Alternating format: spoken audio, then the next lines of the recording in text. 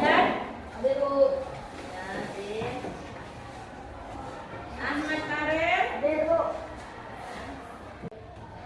Rida Fitri, Yahel Akbar Nasihin. Berarti yang tidak ada satu orang ya. Baiklah, untuk lebih semangat lagi sebelum kita memulai pelajaran kita hari ini, silakan kalian nyanyikan lagu wajib yaitu Garuda Pancasila. Silakan. Pimpin siapa yang minta saya Bu? Silakan. Baiklah teman-teman, kita menyanyikan lagu Garuda Pancasila. 1, 2, 3. Garuda Pancasila, rakyat adil makmur sentosa, pribadi bangsaku ayo maju, maju, ayo maju, maju, ayo maju, maju. Selesai. Sebelum kita memulai pelajaran hari ini, masih ada yang ingat pelajaran kita minggu belakang? Masih. Apa materi kita minggu belakang? Norma kehidupan bermasyarakat dan perilaku sesuai norma dalam kehidupan sehari-hari. Iya, bagus. Perilaku sesuai norma dalam kehidupan sehari-hari. Nah, sekarang masih ada yang ingat masalah fungsi norma hukum dalam kehidupan sehari-hari? Masih ada yang ingat? Iya. Ini Menciptakan rasa aman. menciptakan rasa Aman. aman. Ya, fungsi dari norma hukum dalam masyarakat yang pertama menciptakan rasa aman. Yang lain lagi? Saya Bu, Bunga menertibkan dalam peraturan pergaulan hidup. menertibkan dalam pergaulan hidup. Siapa lagi masih bisa? Selfie. Memberi sanksi pada pelanggar hukum. Bagi yang melanggar hukum akan diberikan suatu sanksi. Kemudian sanksi itu pusat pelanggaran, pusat juga sanksi. Masih ada yang lain? Ya. Sebagai pedoman dalam memberikan tindakan bagi pelanggar hukum. Iya, sebagai pedoman dalam memberikan tindakan pelanggar hukum. Makanya kita jangan sampai melanggar. Sebelum kita memulai pelajaran kita hari ini, Ibu ambil ini dulu, mengadakan tes. Nah, Ibu kasih soal, dan satu nanti kamu jawab. Silakan.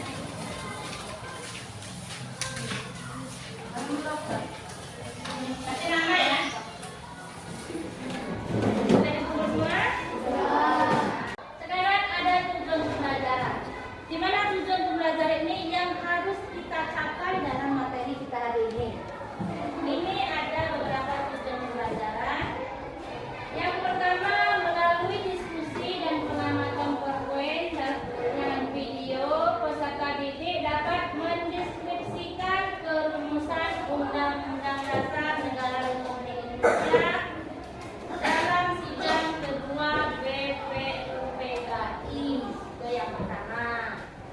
Tujuan yang kedua, melalui diskusi dan pengamatan PowerPoint dan video, peserta didik dapat mendeskripsikan pengesahan Undang-Undang Dasar Negara Republik Indonesia tahun 1945.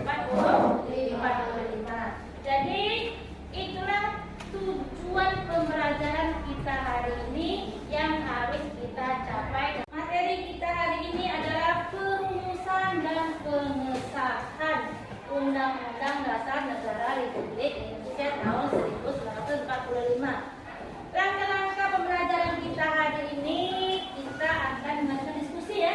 Sekarang sebelum kita melakukan diskusi, perhatikan Ibu akan menayangkan sebuah video. Di mana video ini nanti kalian simak, kalian amati baik-baik ya. Setelah kalian mengamati video, kalian akan menyampaikan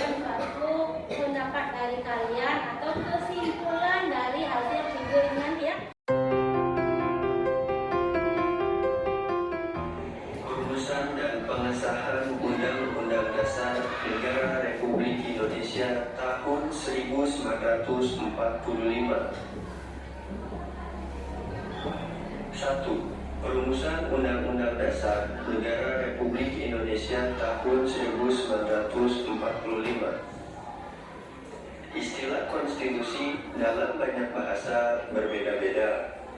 Dalam bahasa Inggris, constitution. Dalam bahasa Belanda, yaitu konstituti. Dalam bahasa Jerman, yaitu constitution. Dan dalam bahasa Latin, constitutio, yang berarti undang-undang dasar atau hukum dasar. Sudah mengamati videonya? Sudah. Sudah bisa mengamati videonya dengan baik. Nah, sekarang Ibu ingin menampilkan penampilan dari kamu hasil dari pengamatan video itu atau pernyataan nyatakan. Silakan Ibu kasih waktu beberapa menit. Silakan dirangkum, ya.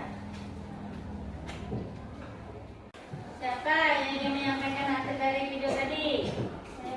Ada. Assalamualaikum warahmatullahi wabarakatuh. Waalaikumsalam warahmatullahi wabarakatuh.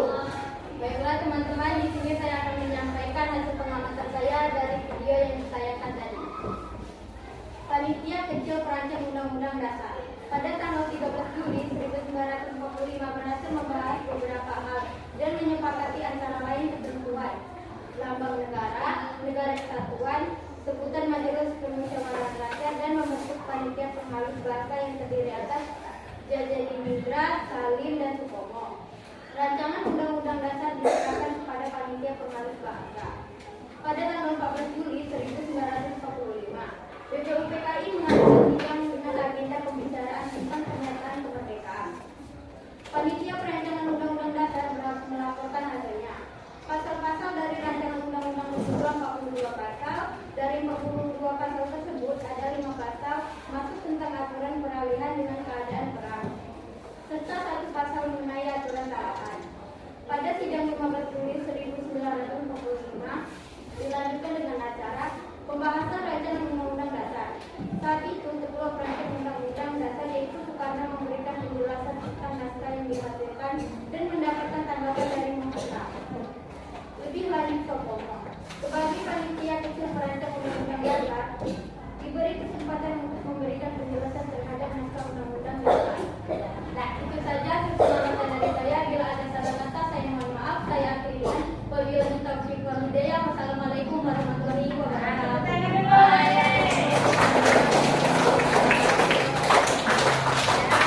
Kalian mengamati video tadi, kalian bisa memberikan suatu kesimpulan dari pengamatan video tadi, ya. Ya, terima kasih sudah bisa memberi suatu kesimpulan.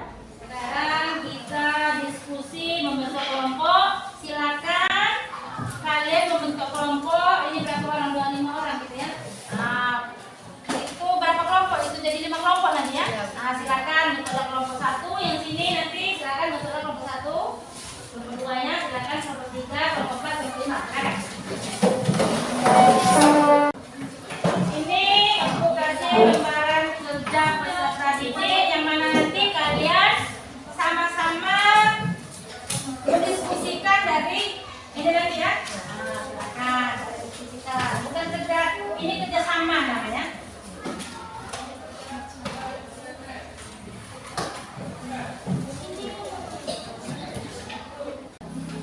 Sudah? Sudah dapat semua bedanya? Nah, silakan kalian diskusikan. Dalam satu kelompok itu harus kerjasama. Buku paketnya, LKS-nya silakan dibuka. Silakan jawab. Ibu kasih waktu ya sekitar 20 menit ya. Sekitar 20 menit. Silakan. Ada yang ditanyakan? Sudah paham? Sudah paham semua? Kelompok 1? Kelompok 2? Kelompok 3? Kelompok 4? Kelompok 5? Nah, kalau sudah paham semua silakan berdiskusilah. Ibu kasih waktu beberapa menit ya.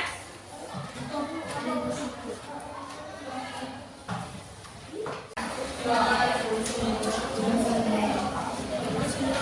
Thank